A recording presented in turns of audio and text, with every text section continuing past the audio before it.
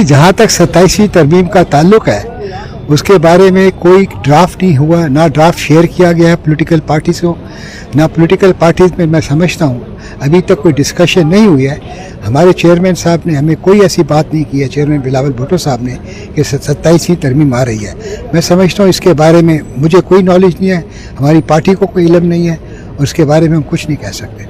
देखिए, निज़ाम ठीक है, ये केस टू केस डिपेंड करता है। अगर केस अच्छा होगा तो ज़मानत हो जाती है, नहीं हम भी अदालत में जाते हैं एज ए लॉयर अपने क्लाइंट्स के लिए, कभी हमें बेल मिल जाती है, कभी बेल नहीं मिलती, कभी हम मुकदमा हार जाते हैं, कभी मुकदमा जीत जाते हैं। तो मुकदमात में तो ये होता है, ये सारा कुछ जजेस पर डिपेंड करता है और केस की जो फाइल है उस पर डिपेंड करता है। देखिए जी, इसमें ना कोर्ट का ताल्लुक है, इसमें इलेक्शन कमीशन की जो तानियात है कानून के आइन के नीचे वो फॉलो करना पड़ता है। इसमें पार्लियामेंट्री पार्टीज़ का रोल है, पार्लियामेंट का रोल है, वो पूरा करें तो नए चीफ इलेक्शन कमिश्नर साहब या जो मेंबर्स हैं जो रिटायर हो चुके हैं वो आ जाएंगे।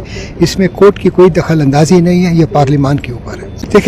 देखिए निज़ाम भी होता है, हर मुल्क में कहीं प्रेसिडेंशियल फॉर्म ऑफ गवर्नमेंट है, कहीं पार्लियामेंट्री फॉर्म ऑफ गवर्नमेंट है।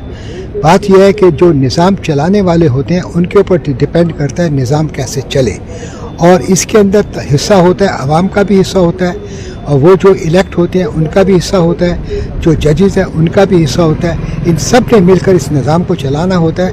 और ये जो निज़ाम एक ऐसी क्या कहते हैं गाड़ी है, जब तक हम सब मिलकर अपने तहे दिल के साथ वादा करके कि इस निज़ाम को हमने ठीक चलाना है, ईमानदारी से चलाना है, जब तक कि तमाम लोग इसके अंदर शरीक नहीं होंगे तो मैं समझता हूँ फिर निज़ाम के ख़िलाफ़ एक आवाज़ उठती रहेगी।